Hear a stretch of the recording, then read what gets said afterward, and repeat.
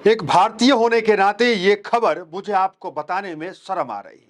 Operation सिंदूर, आपने देखा कि ऑपरेशन सिंदूर के तहत वायुसेना के हमारे कमांडर पाकिस्तान में घुसकर उसके 9 ठिकानों पे हमला करते हैं और आतंकी को खत्म करते हैं। ये तो अच्छी खबर है, फिर मुझे शर्म क्यों आ रही है? देखिए, ऑपरेशन सिंदूर के लेकर एक महिला विंग कमांडर निकिता पांडे इस ऑपरेशन की हिस्सा थी। उस निकिता पांडे के साथ क्या होता है जो निकिता पांडे को सरकार के खिलाफ सुप्रीम कोर्ट जाना पड़ता है, और उस सुप्रीम कोर्ट ने निकिता पांडे को आज इंसाफ दिया है।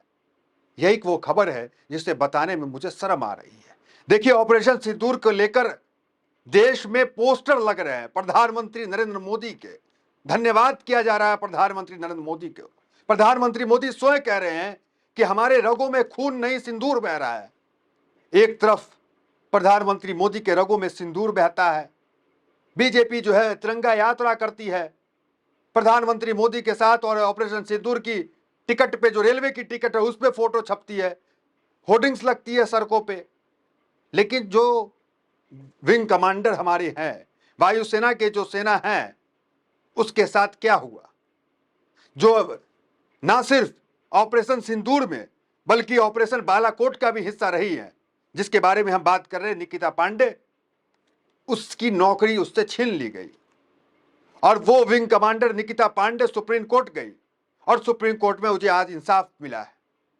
देखिए, विंग कमांडर भूमिका सिंह को लेकर हमने देखा कि पूरे देश ने एक सहानुभूति दिखाई उसके साथ, क्योंकि पाकिस्तान के तमाम जो एक्सपोज करने का काम मीडिया के सामने उसने किया, और उसको लेकर हमारा आप सब ने जो है स्टोरी लगाया, सब कुछ किया। लेकिन आज जो असल में ऑपरेशन का हिस्सा थी निकिता पांडे, वायुसेना की विंग कमांडर निकिता पांडे, उसे सुप्रीम कोर्ट जाना पड़ा। सुप्रीम कोर्ट के अंदर 2 जजों की बेंच इस मामले पे सुनवाई किए। निकिता पांडे को की नौकरी जा रही थी, उसको लेकर वो चली गई कहां? सुप्रीम कोर्ट में। 2 ऑपरेशन, ऑपरेशन सिंदूर और ऑपरेशन बालाकोट में मुख्य भूमिका में थी निकिता पांडे, बहादुर। देखिए, जस्टिस जे सूर्यकांत और जस्टिस एन.के. मेनन, इन 2 जजों की बेंच को इस मामले पर फैसला सुनाना था। जो हमारे विंग कमांडर निकिता पांडे वहां पहुंची थी सुप्रीम कोर्ट में इंसाफ के लिए, और निकिता पांडे की तरफ से मेनका गुरुस्वामी जो सीनियर एडवोकेट है, दूसरा सरकार की तरफ से assistant solicitor general Aishwarya Bhati, ये सरकार की तरफ से पक्ष रख रही थी, और जो है मेनका जो है वो निकिता पांडे की तरफ से पक्ष रखे सुप्रीम कोर्ट के अंदर। और 2 जस्टिसों की बेंच, जस्टिस सूर्यकांत और जस्टिस एन.के. मेनन, इन 2 जजों की बेंच जो है सुनवाई कर रहे थे, और इस सुनवाई करते हुए इन्हें इंसाफ मिला, और इनको पदों से नहीं हटाया जाए, इसको लेकर कहा गया, आदेश दिया गया, और सरकार से जवाब मांगा गया। अब क्यों इन्हें हटाया गया, जरा ये समझ लीजिए आप। देखिए, जो वायुसेना होती है उसके अंदर जो नियुक्तियां होती है, 2 चीजों से होती है। एक होती है अस्थायी कमीशन से, एक होती है एसएससी से। और इनकी नियुक्ति जो हुई थी वो हुई थी एसएससी से, शॉर्ट सर्विस कमेटी या सिलेक्शन कह सकते हैं, इसके तहत इनकी हुई थी। और इनको जो है सिर्फ 14 साल काम करने के लिए दिया गया था, जबकि जो अस्थायी कमीशन है उसमें रिटायरमेंट तक आप काम कर सकते हैं, और ये सिर्फ पुरुषों को मिलता है, महिला को नहीं मिलता है। तो ये जो हमारी निकिता पांडे जाबाज बहन है हमारी, इसे जो है अस्थायी कमीशन नहीं मिला, और इसे जो है वो रिटायरमेंट होना पड़ा, मतलब इसे इनकी नौकरी जा रही थी क्योंकि 14 साल पूरा हो गया था। इसको लेकर, क्योंकि 2011 में वो गई थी, और अब जो है उनकी नौकरी खत्म हो गई, 2014 तक चला है इनके कार्यकाल, लेकिन इनको अस्थायी कमीशन नहीं मिला। कहा जाता है कि पुरुषों को सिर्फ जो है अस्थायी कमीशन मिलता है, महिला को नहीं मिलता। इसके खिलाफ ये चली गई थी सुप्रीम कोर्ट, और एक सुप्रीम कोर्ट ने शॉर्ट सर्विस कमीशन के तहत ये आई थी, और सुप्रीम कोर्ट ने क्या कहा, इनके वकील ने क्या कहा, जो निकिता पांडे हैं उनके वकील ने क्या कहा, सरकारी वकील ने क्या कहा, और सुप्रीम कोर्ट ने क्या आदेश दिया, सब आपको हम बता दें कि सुप्रीम कोर्ट ने क्या कहा। पहले वो सुनिए आप। सुप्रीम कोर्ट ने गुरुवार को केंद्र सरकार और भारतीय वायुसेना को आदेश दिया कि विंग कमांडर निकिता पांडे को उनकी सेवा से न हटाए। निकिता पांडे ने याचिका दायर की थी जिसमें उन्होंने स्थानीय कमीशन न दिए जाने को भेदभावपूर्ण बताया। वे ऑपरेशन बालाकोट और ऑपरेशन सिंदूर जैसे महत्वपूर्ण सैन्य अभियानों का हिस्सा रह चुकी हैं।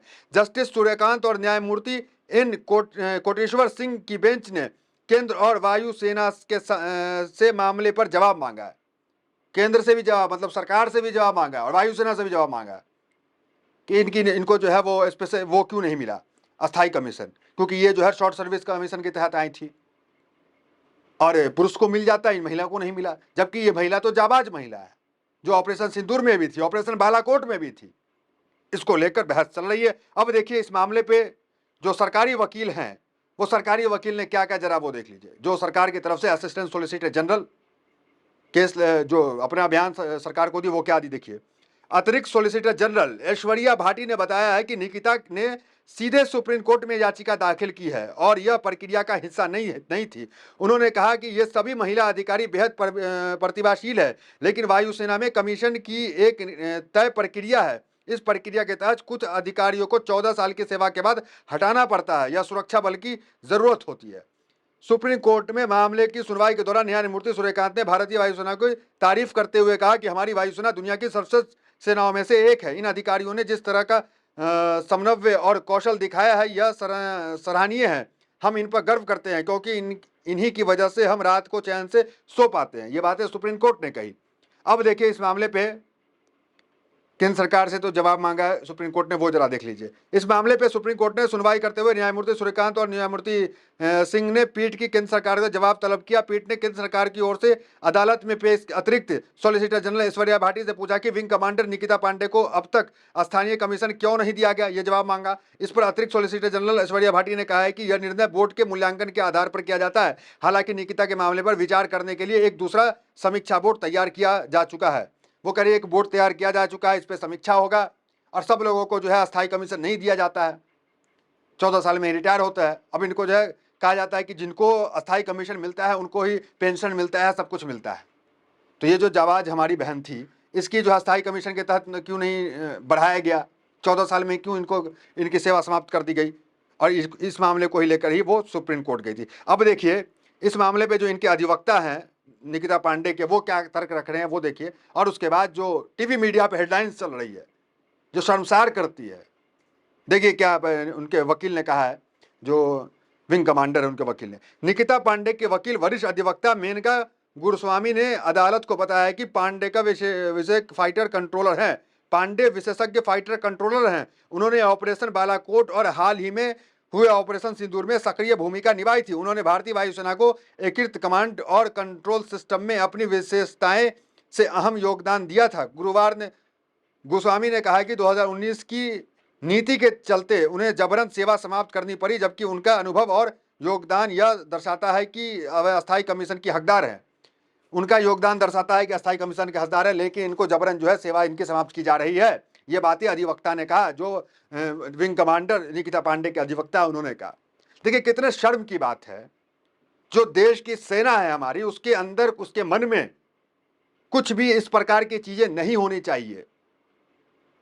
उनके अंदर कि हमारे साथ जो नाइंसाफी हो रही है, देखिए वो जगते हैं तब हम सोते हैं, और उनके मन में ये चलेगा कि देश में की जो सरकार है वो हमारे साथ नाइंसाफी कर रही है, ये कर रही है, तो ये तो बहुत गलत बात है। तो ये बातें जो है वो कोर्ट में भी कही गई।